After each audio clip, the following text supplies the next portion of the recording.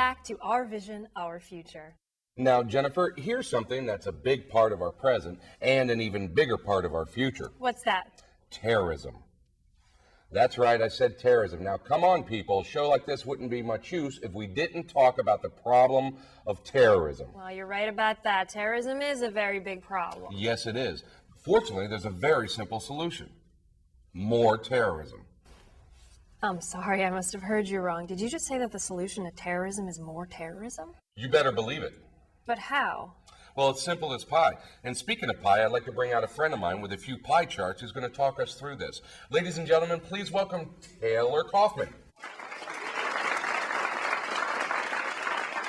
Now, Taylor, you're a CEO of a major insurance firm, aren't you? That's correct. And you have some data you'd like to share with us? That's right. It's a simple matter of numbers. Wait a second, Taylor. Numbers? This sounds complicated. Well, it might at first, but trust me, there's really nothing simpler. Now, as our first chart indicates, 100% of all terror victims have a personal fortune of less than $1 billion. In other words, not one billionaire has died as a result of a terror attack. In fact, not one billionaire has been injured as a result of a terror attack. Thank goodness for that.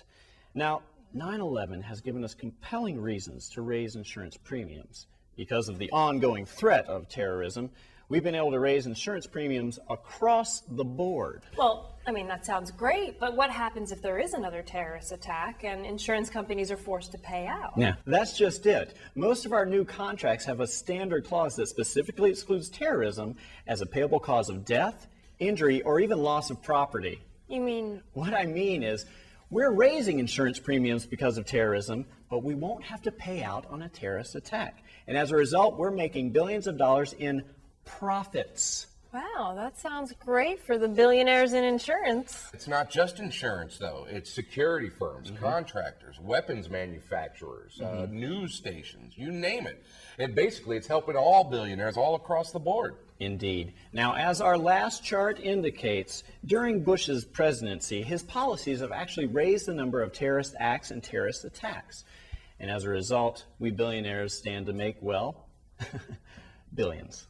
And I'll tell you this, Kerry's policy on terrorism isn't more terrorism, it's less. No, boo. No good. No good for the billionaires' bottom line.